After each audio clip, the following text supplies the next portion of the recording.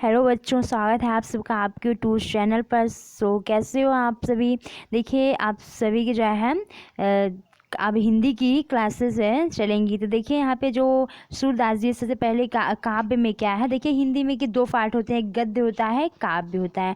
तो सबसे पहले हम काव्य देखेंगे और काव्य में अगर हम देखते हैं तो सबसे पहले किसकी रचनाएं हमें मिलते हैं, सूरदास जी के बारे में। देखिए सूरदास जी किसके कवि हैं, तो ये अष्टछाप के कवि जो हैं कहे जाते हैं, सर्वश्रेष्ठ कवि हैं अष्टछाप के। तो इनका जो सबसे पहला जो है वो क्या है, पद्य से। तो सबसे पहले हम देखेंगे जो है इसमें जो इनका पहला पद्य है वो है चरण कमल बंदो हरिराई। तो देखिए यहाँ पर क्या है कि आपको हम संदर्भ, प्रसंग, व्याख्या और एक एक शब्दों का अर्थ भी बताएंगे। तो लास्ट में बने रहिएगा और चैनल को सब्सक्राइब कर लीजिएगा, क्योंकि आपका जो सिलेबस है वो पूरा कंप्लीट करवाया जाएगा, हिंदी का, इंग्लिश का भी, साइंस मैथ का भी।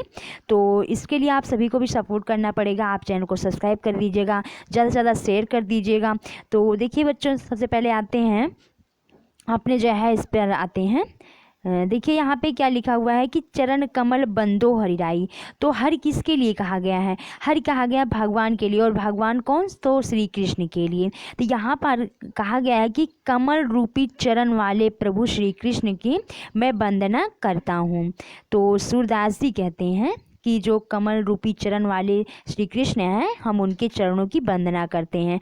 तो यहाँ पर आगे देखिए इसी क्रम में है, यहाँ पे कलर चेंज कर देते हैं। देखिए आगे कह रहा है कि जाकी कृपा पंगु गिर लांग है, आंधर को सब कुछ दर्शाई। तो यहाँ पे कहते हैं कि जिसकी कृपा से, यानी सूरदास जी कहते हैं कि जिसकी कृपा से अर्थात श्री कृष्ण की कृपा से पंगु गिर लांग है। पंगु मतलब लंगड़ा और गिर मतलब होता है कि पर्वत, और लांघे मतलब कि यानी कि जो लंगड़ा व्यक्ति है वो क्या करता है कि अगर भगवान की जो है कृपा पड़ जाती है, उस पर कृपा दृष्टि, तो क्या होता है कि वो पर्वत को लांघ सकता है।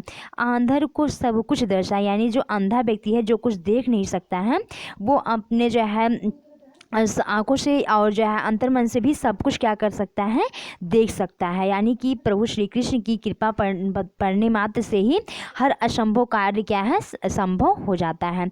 इसी क्रम में देखिए बच्चों आगे चलते हैं और देखते हैं कि बहिरो सुनय मोह कि पुनि बोले, रंग चले सिर छत्र चढ़ाए धराई। तो यहाँ पे क्या कर रहा है कि बहिरो सुनय, यानी कि जो बहरा व्यक्ति है वो क्या है, वो सुन सकता है। किसकी कृपा मात्र से, तो श्री कृष्ण की कृपा मात्र से जो बहरा व्यक्ति है वो सुन सकता है। मुंह की पुण्य बोले, मुख मतलब होता है कि गूंगा, गूंगा व्यक्ति क्या कर सकता है कि बोल सकता है। और रंग चले सिर छत्र है, यानी रंग जो भिखारी होता है जो है तो वो क्या कर सकता है कि वो राजा बन सकता है, यानी उनकी कृपा मात्र से ही। तो यहाँ पर आगे चलिए देखिए बच्चों, इतनी चीज़ें तो समझ में आ गई होंगी। आगे देखिए कि सूरदास स्वामी करुणा में बार बार बंदो तही पाए। सूरदास जी कहते हैं कि ऐसी करुणा में भगवान श्री कृष्ण की मैं बार बार वंदना करता हूँ। तो ये समझ में आ गया होगा बच्चों। देखिए आगे हम आपको दिखाते हैं कि ये क्या है। यहाँ पर जैसे आप इसका स्क्रीनशॉट ले लीजिए, ठीक है। उसके अंदर अपनी बुक से इसका रिवीजन करिएगा और फिर क्या करिएगा, एक एक वर्ड का जो है यहाँ पर अर्थ दिया हुआ है, जैसे राई, पंगु, लांग है। ये क्या करिएगा, ये आप जब अपनी बुक से रिवीजन करेंगे तो ये सब जो है वो हेल्पफुल रहेगा।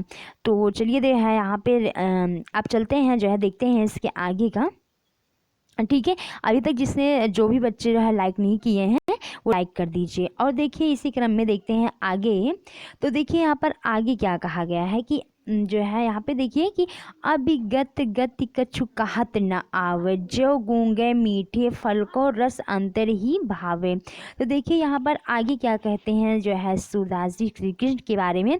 यहाँ पे देखिए इसका जो हम प्रसंग बोल रहे हैं वो ध्यान से सुनिएगा कि यहाँ पर क्या है कि निराकार पर ब्रह्म और साकार पर ब्रह्म दोनों को क्या कहा गया है, उनके बारे में बताए हैं कि निराकार पर ब्रह्म की जो है उपासना जो करते हैं वो कितना जो है वो कठिन होता है। तो यहाँ पर ये बताया गया है। तो देखिए यहाँ पे गया है कि अब गति गति कछु कहत ना आवे, ज्यों गूंगे मीठे फल को रस अंतर ही भावे।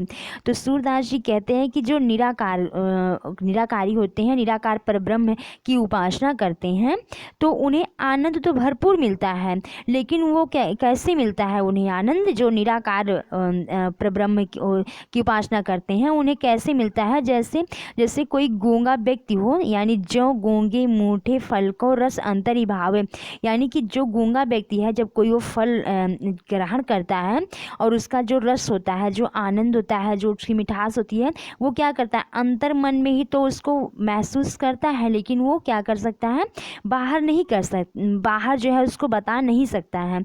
यानी कि इसी तरह जो निराकार परब्रह्म की उपासना करते हैं उन्हें खुशी तो मिलती है, आनंद तो मिलता है, लेकिन वो किसी से कह नहीं पाते हैं।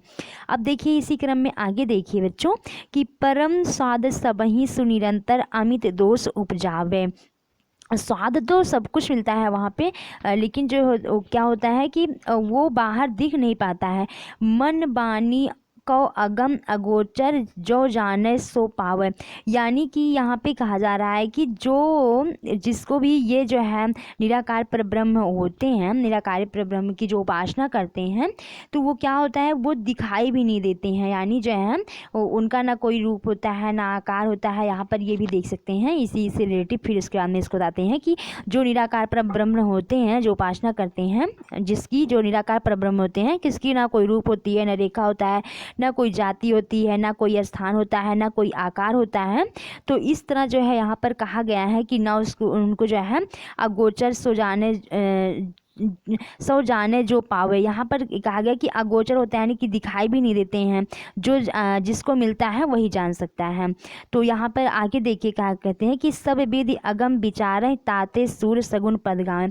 यानी सूरदास जी कहते हैं कि जो निराकार परब्रह्म की उपासना करते हैं उसका कोई वर्णन नहीं किया जा सकता, क्योंकि ना रूप ना आकार ना जो है उसका कोई स्थान ना कुछ भी नहीं होता है। तो इसलिए सूरदास जी कहते हैं कि हमने बहुत विचार करके हमने क्या सब विधि अगम विचार ही ताते, हम बहुत ही विचार करके उसके बाद में सूरदास जी कहते हैं कि हम श्री कृष्ण का जो है वो गुणगान कर रहे हैं। और जो है कृष्ण जी अच्छे हैं क्योंकि उनका रूप है, आकार है, और जो है अभी आगे भी बताया कि वो क्या उनकी कृपा मात्र से ही हर असंभव कार्य जो है वो संभव हो जाता है। तो यहाँ पर देखिए ये इसलिए सूरदास जी कहते हैं कि हम श्री कृष्ण की ही उपासना करते हैं। तो देखिए यहाँ पे क्या है कि ये जो है कंप्लीट होता है और नेक्स्ट पार्ट जो है इसका नेक्स्ट जो है पार्ट में अपलोड करेंगे। तो बच्चों आपको कैसी लगी ये क्लास कमेंट बॉक्स में ज़रूर बताइएगा। और ये फर्स्ट क्लास से हिंदी की, और नेक्स्ट पार्ट इसका ज़रूर अपलोड करेंगे।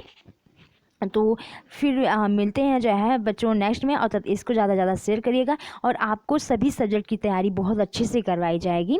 तो फिर मिलते हैं नेक्स्ट में, आप शेयर कर दीजिएगा। Bye bye, take care.